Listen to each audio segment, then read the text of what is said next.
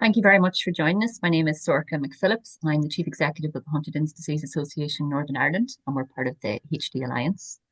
So we're really excited to be joined this evening by Jenna Heilman, who's the Executive Director of HDYO, and Jenna's joining us from Kansas City.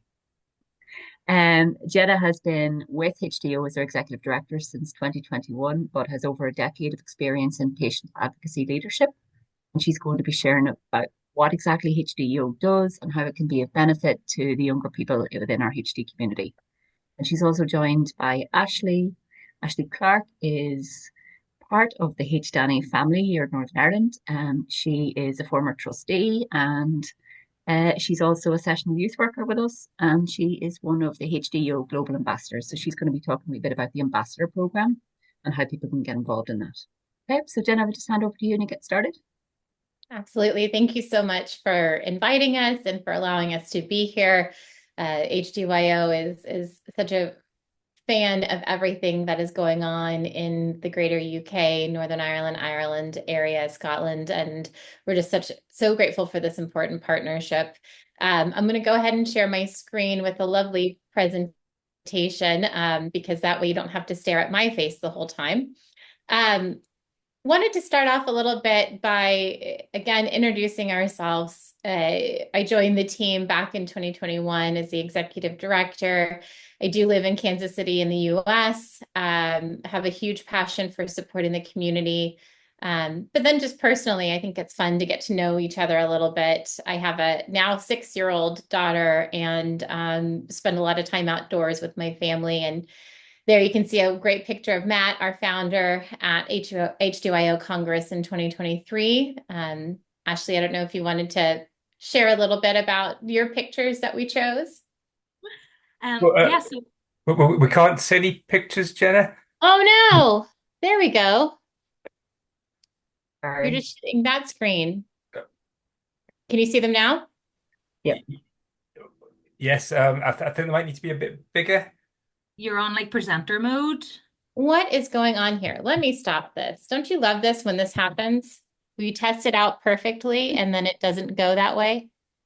Let me stop sharing. Okay. Pay no attention to the people behind the screen. Oh, There that's you it. go. That's it. All Brilliant. right, there we go. Now this makes more sense. All right, so everything I just said now in picture form. Ashley, would you like to introduce these pictures? Yeah, so Jenna texted me and said, "Do you have some photos for the slide?" And I said, "I don't care, just make me look cool." So she definitely did that. I love to be outdoors. Anything that includes a board attached to my feet. So there we are with my new surfboard, also sitting behind me. My wonderful father down in the bottom, who I cared for 14 years. And then I was very honored to give the opening speech at the HDYO Congress in Glasgow. From what you can't see in that photo, I was trembling. And then my awesome visit in Amsterdam with Unicure. So Jenna, you shared the best photos. Woohoo! All right, we reached our goal. Okay. Sorry about this.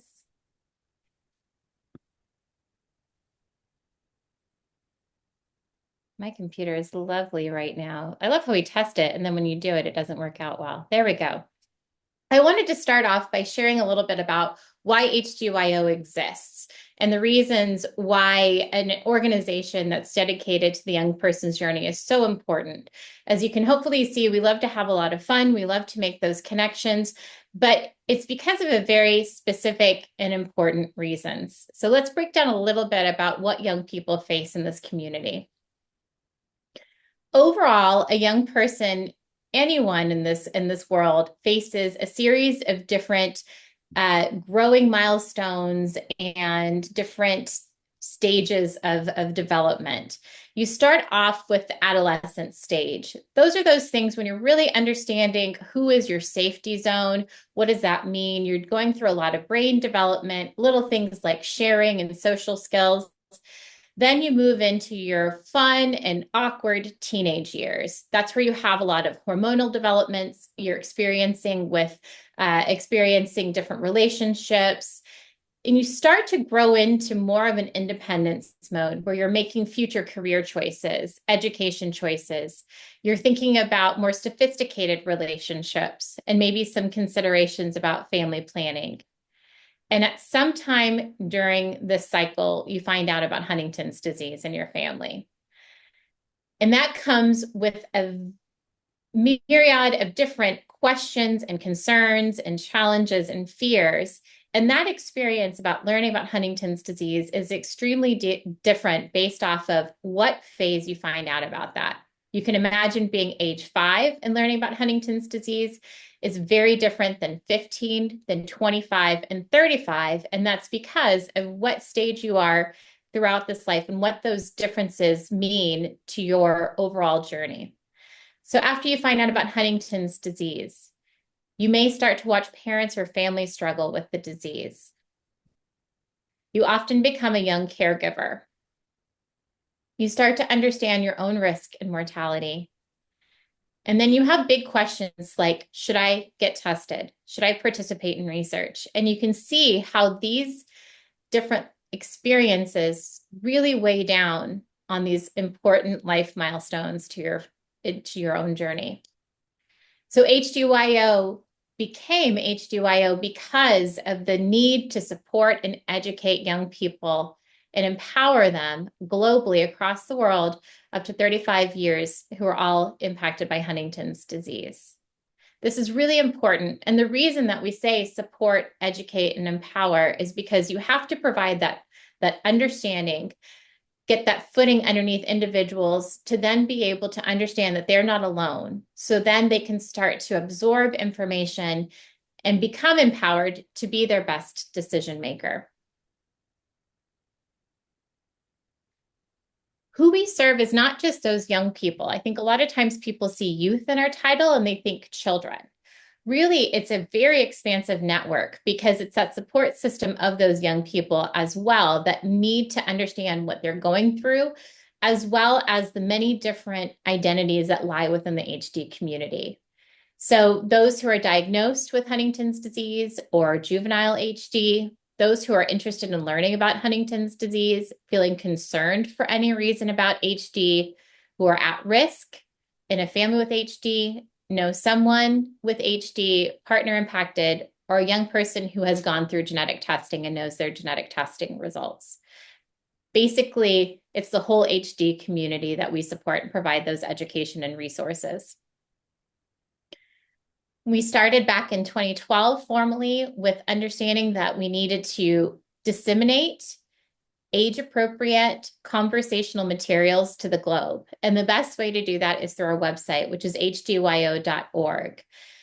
Matt and his team also created HDYO Land, which was a conversation starter for children that's still available in an interactive game platform to help provide insights into what young people, especially children, need to understand about Huntington's disease. And I want to start off a little bit and back up with who Matt is. So Matt, as you all know, Matt Ellison, or many of you know, is someone who's personally impacted by Huntington's disease. And at a world conference back in Calgary in Canada, he met BJ View, and they both got together and understood that there needed to be more support for young people who are facing Huntington's disease in their family, because previously there was not dedicated support. So they came together and really lobbied to build out the Huntington's Disease Youth Organization. And again, they first started off with this website to provide this valuable insight. They then moved to build this community to host several camps across the globe, to be able to champion the need to support young people at a variety of different conferences and scientific presentations, and really build this group of empowered young people who can create their own paths forward and advocate on better needs and understanding. Since 2012, we served more than 8,200 young people and families in over 90 countries, have shared almost 250,000 resources, and have had 7.25 million views on our website, and have quite a social media following. And we'll talk a little bit more about the importance of social media and HDYO. I want to break down a little bit about our support, education, and empowerment based off of our programs and how we work with this community. Our main goal is to bring people into this community. Young people often don't understand that their voices have such incredible power, and that includes advocating for themselves. Oftentimes, because of stigma, lack of resources, lack of understanding other people who have been impacted by Huntington's disease, this can lead to isolation. And people are following along at the safety of their phone behind a screen through social media. So all of our social media is derived at getting young people to engage, welcoming them into the community. So then that way we can get them connected with local resources. We can't be the experts about everything that young people need, but we partner across the globe with our different associations in order to provide that holistic approach and support to what they need. Our website has evolved, including still a lot of the same information told through different identifiers and age groups that you see with kids, teens, young adults, parents and family, juvenile, HD, friends, and professionals. We have dozens of languages that are automatically translated on our website, including text to audio, which is a really important feature. But again, all of this is derived from the perspective of young people in order to provide that education and those resources and tools. We have several different flyers and pamphlets, including our genetic testing checklist, which are really important and are translated in many different languages. This is a great way to be able to share information with others, or if you're a professional, to be able to help provide easy to understand comprehensive brochures and information on young people. One of the things that's coming up specifically that we started back in 2020 is our International Young Adult Congress. We were going to host our first one in May of that year, but of course, plans were derailed after the pandemic. Since then, we've hosted 2 virtual and 1 in-person Congress in Glasgow, and we'll be hosting our next in-person event in Prague this next March in 2025. We currently have scholarships available for that, as well as if you're interested in learning more, you can find out more at hdyocongress.org.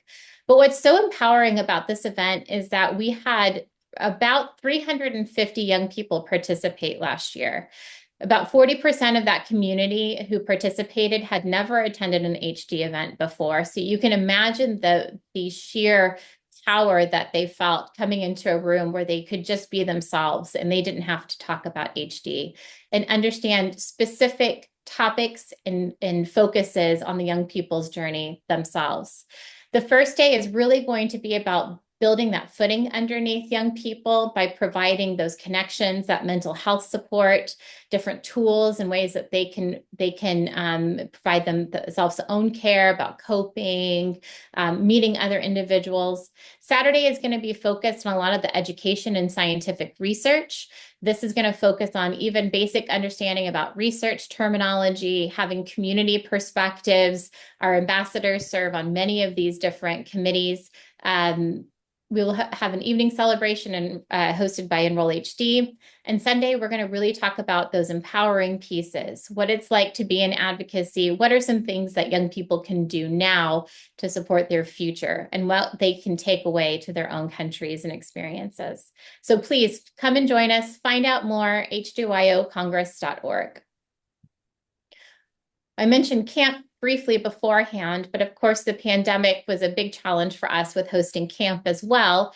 We hosted our first camp this last August since the pandemic, and we had about 35 young people who came from different parts of North America and hosted this in the Washington, D.C. area. And it really instilled the need to provide this very in-depth, intimate camp experience for young people that they can share and grow in these different roles in these different challenging times, to be able to understand each other and to be able to get that one-on-one support from our camp leaders. So more to come with what this camp looks like now that we've done our first one since the pandemic, but it was a really tremendous event and very, very inspiring. We're also in the process of launching a professional network for professionals who support young people to help bring the community together, to help share new ideas and resources, provide continuing education. And a lot of the people that we partner with in the UK and Ireland have been instrumental in providing their insights for how we can make this very, very advantageous for the professional community. So you should be hearing more about HDYO Strive in the next couple of months. Again, we wanted to provide that opportunity for education. And so with this piece of it, we do our Breaking Down Barriers series. And this series looks at how can we break down the many different stigmas faced by young people impacted by Huntington's disease. These stigmas could be anything from social stigmas around different cultural stigmas, but also research stigmas. We wanted to provide this in an educational, conversational way to, again, allow for those barriers to be broken down and for people to be able to make the best decisions for themselves while becoming more educated. We also have our research video series, which takes the HD Buzz articles and breaks them down into 2 to 4 minute long vignettes that we post on social media. This allows them to, young people especially, in a world where all of our attention span gets less and less each year, to get the snippets of the important pieces of these research articles and then be able to gain that knowledge and then find out more by simply clicking on the links. But again, this is a way to make something a little bit more appealing, provide this information out there to try to reach those young people who are maybe following along at an arm's length behind their screens. And we do our empowering through a lot of community-centric types of programs. One that we launched in the last couple of years is the HDYO Community Stories, where we showcase our ambassadors and other people in the community to talk about their own journeys. We want to be able to have these common experiences, these common stories, so that people understand that there are a lot of similarities and that they're not alone. Whether those are testing stories, whether those are people who have written books, who have learned how to get involved in the community. A lot of this is derived from what we hear that the community wants to learn more about, but doesn't have the resources to. So we're bringing the resources to them. And then, of course, we have our ambassadors that I'll let Ashley share a little bit about since she helps lead this program. Thank you so much, Jenna. Yeah, so the HDYO ambassadors are this amazing group of young people from all over the world. And I am talking, we now have over 100 ambassadors that we connect with, and they are in 30 different countries. The ambassadors are very much a support network. They empower each other, they support each other, and to be honest, we kind of just have a giggle. I always love to share with ambassadors and share with anybody who asks about the ambassadors. I find it so funny because we have so many from all over the world. No matter what time you put a message into our WhatsApp group, you're gonna get a response 9 times out of 10 because there's always gonna be somebody awake around the world. So it's pretty awesome, but they are wonderful young people who want to get involved in some way, and that can be whatever is comfortable for them. So we wanted the ambassador program to be open to everybody, and we didn't want anybody to feel like it was too much for them, it was too much of a time commitment, or it was out of their comfort zone. So whenever I would meet with new ambassadors, would always explain to them that you can be, front and center. You can have your pictures on social media. You can be involved in reels or TikToks or funny videos that we're doing. If you want, you can do that.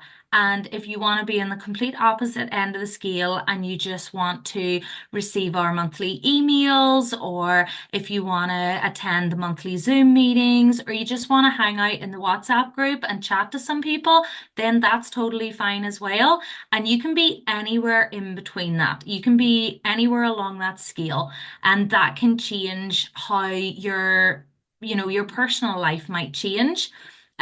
So a good example that I share in that is when I lost my dad to HD, I took a step back and I reached out and I said, Jenna, I was like, hey, I'm going to take a step back. I'm going to take a break. I'm just not feeling up to it. And I did. I took that time that I needed. And whenever I felt strong enough, I sent another email and I was like, I'm back.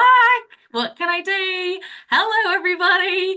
And with the HDYO team, they supported me getting back involved and back to a level that I was comfortable with. And, we moved slowly up to that point. So, it's great that you can have that when you need it, but the ambassadors are very keen to get involved. A lot of them are involved in their home countries, with their local organizations at different levels, and they may be involved with starting them up or just engaging at home.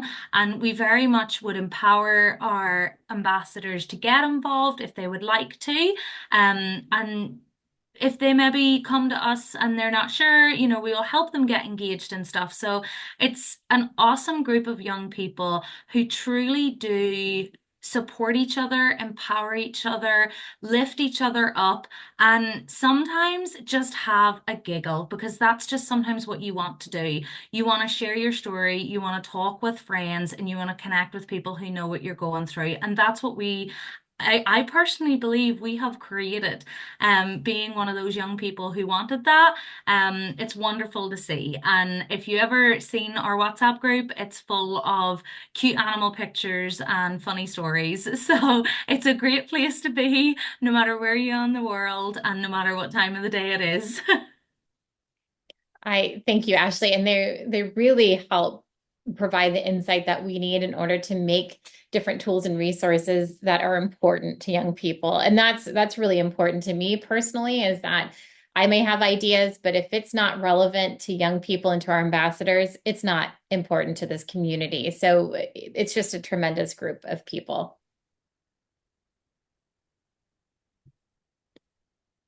We also participate in a partnership for global advocacy called HDCAB. It stands for Community Advisory Board.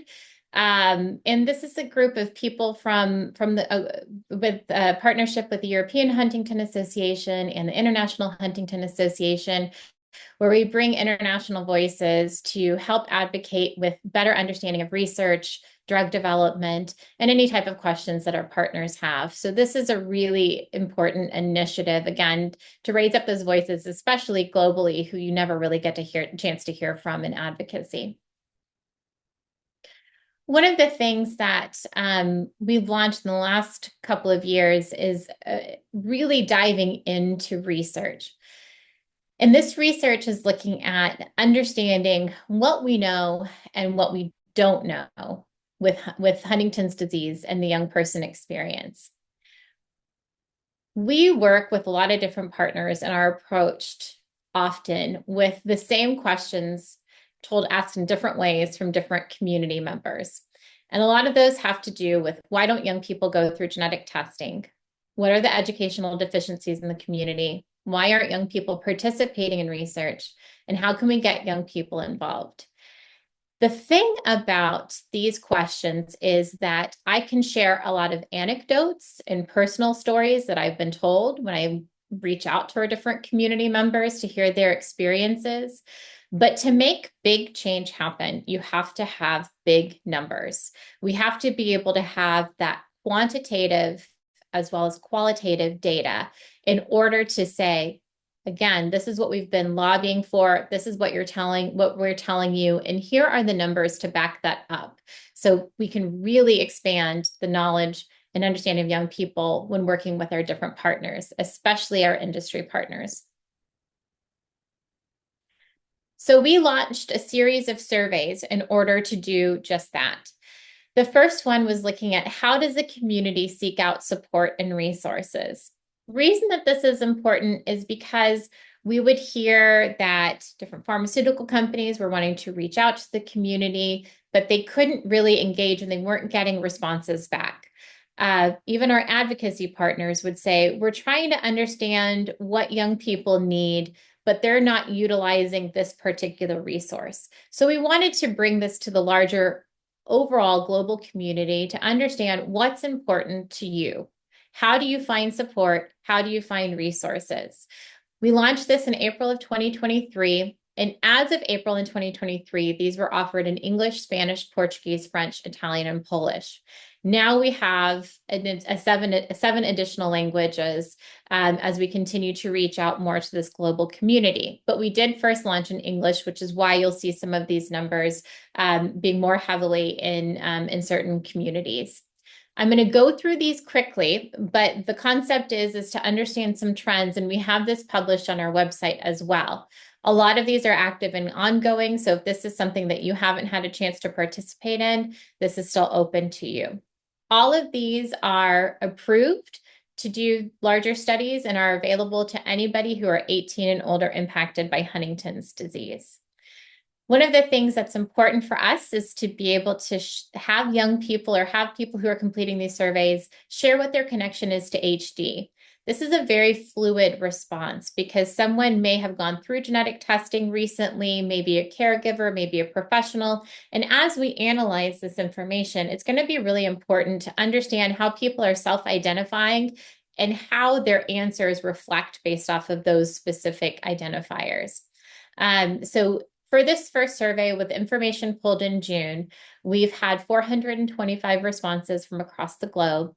And you can see on here some of these results. Again, these are demographics and are available on our website to do a deeper dive. Overwhelmingly, young people and even adults in the community are receiving their information directly from HD associations and secondly through social media. This is really important because as we're looking at how people trust the communication and want the communication to come from them, it is directly from those associations and social media. And I would argue to say that social media is run mostly by HD associations. So that number is even larger. So this is really important again. So if we wanted to disseminate information, you all, the community is telling us the best way to do that is through associations and social media. By far, the number one thing that people are looking for is research. And the way that they want to receive that information on research is through written articles, videos, and conversations. Sometimes people find it interesting that written articles is so high, but if you're getting engaged through social media to click on those links, to go to the websites, to read written articles about research, to me, that makes sense. Going through something, especially as we're looking at how pharmaceutical companies present information in educational sessions, we know that there are certain ways that do better in reaching out to this community. Doing what I'm doing right here, showing a lot of charts and graphs, is not the most engaging for young people and young adults in this community. So, but this is just really important because these are those survey results to show what this information is used for. But when I'm trying to communicate directly about different pieces of information, different support services, I would not use this type of medium for that. Also for social media,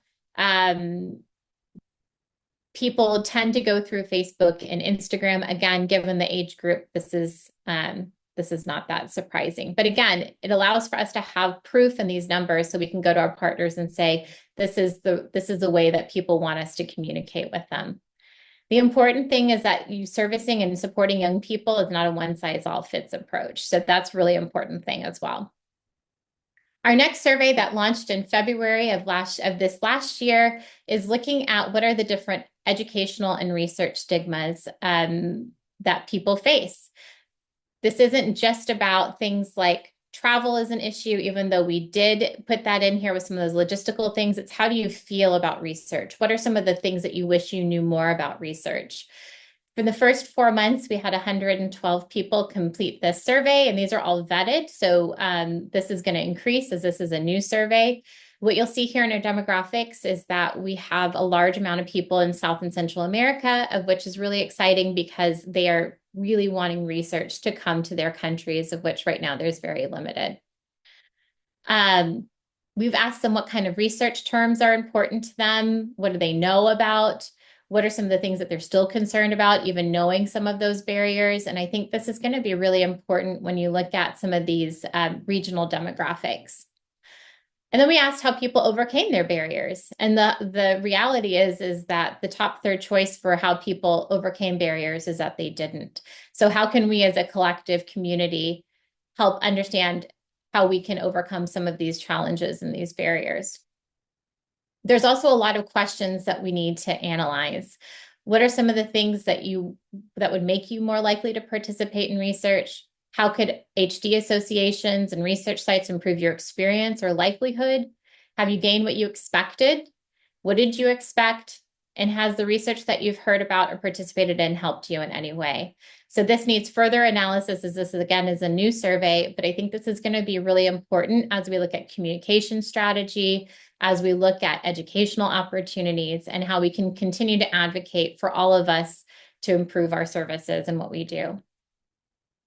Our next survey that we'll be launching here later this year, it's in the process of being submitted for ethics, is looking at the young person's journey with Huntington's disease. Again, back from my beginning part about how that experience is really dependent on where people are in their lives and what's going on in the background. We need to further understand that. We worked with our ambassadors to look at some key milestones of HD, things like learning that HD was in the family, having a close family member or loved one being sick, making decisions around genetic testing, deciding to participate in research. And then we have the option for them to select what years they experienced those big HD changes. When they click on those selections, there'll be a drop-down set of menus that will talk about what was going on in the background unrelated to HD. What resources were helpful and available to them? What would they have liked to have had? With the concept of saying, okay, so support workers, what we are understanding is that young people who experienced this HD milestone with these other things happening on the background, they're telling us that they don't have enough time to reach out to us. But what they would love is for us to reach out to them. And these are the ways that are meaningful to reach out to them. So this allows the support community to be very interventional, as well as understand what's important and valuable to young people as they're going through these different changes and experiences related to HD.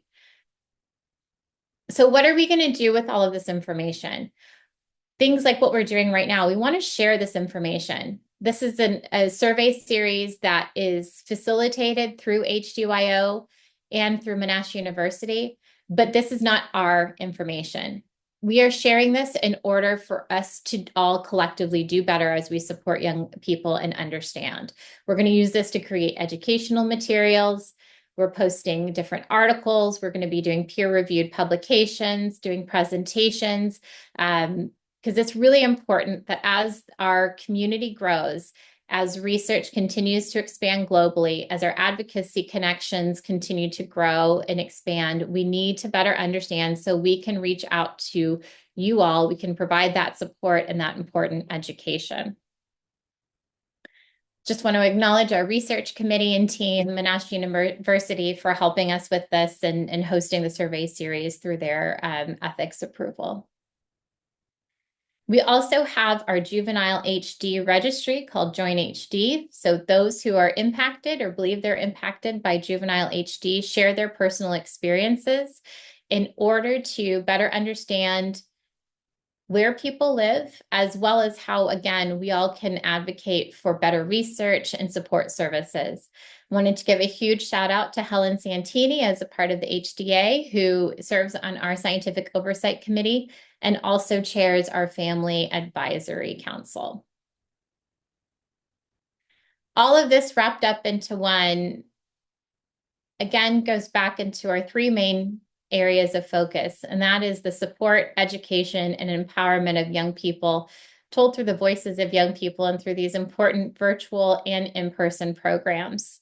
We couldn't do this without the tremendous people as a part of our team, but also our partners globally. I think one of the things that's so important is to understand that we work hand in hand with so many different partners and associations in order to holistically provide this support. And so I just wanted to, before I give Ashley a chance to chat, just thank all of our partners with the HD Alliance, our folks in Ireland, Northern Ireland, England, Wales, and Scotland. We really appreciate the opportunity to be able to share this perspective and to also showcase how we all work together in this larger scale. So Ashley, I want to turn it over to you to share a little bit about your journey with HDYO and HD and kind of your takeaways. Thank you so much, Jenna. And thank you everybody for this opportunity. So as I touched on earlier, my dad had Huntington's disease. He was diagnosed in 2008 with a CAG repeat of 45, and we sadly lost him to his HD battle 2 years ago. He was surrounded by family and people who loved him, and he was in an amazing nursing home who took such good care of him. So it's been quite a journey. I'll let you do the math. He was diagnosed in 2008 and I am now 31 and I live at risk of Huntington's disease. I have not yet been tested for the disease. So it's definitely been a roller coaster. I got involved very early on in Huntington's disease. I started organizing fundraisers for HDYO, which is our HD charity here in Northern Ireland. And I started organizing them. I believe I was like 15, 16. It was like straight off the bat when dad got diagnosed. I was like, what can I do to help? And then I started attending their conferences when I was 17.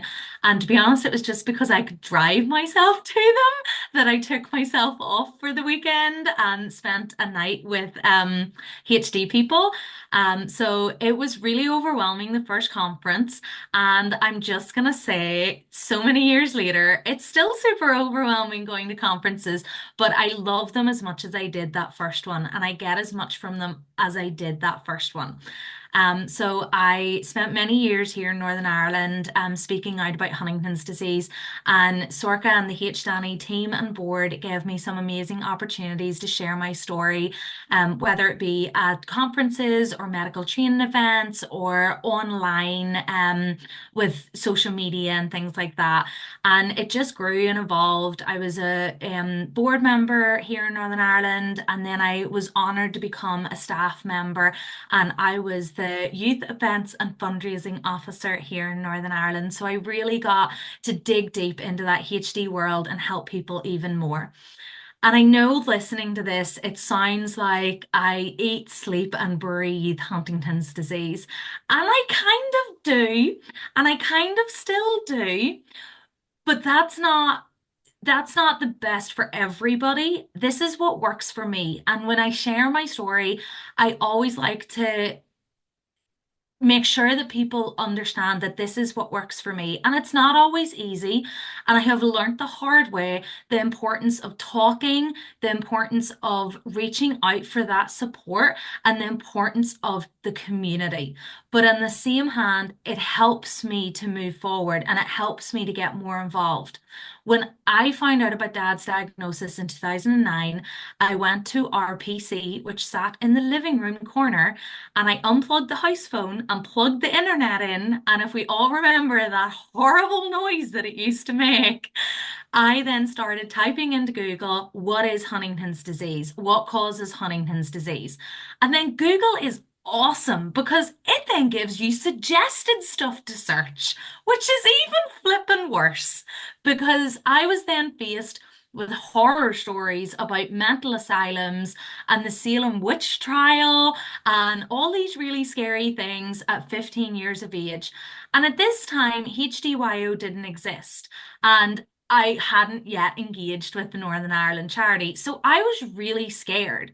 So I wanted to find people that could help me feel not so scared. So I worked away raising fundraisers and speaking out.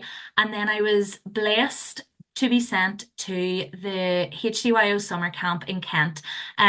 Me and a couple of girls from Northern Ireland got the opportunity to go over with our support worker so that we had somebody there with us. And that was definitely one of those life-changing experiences that I had. To be surrounded by so many other young people.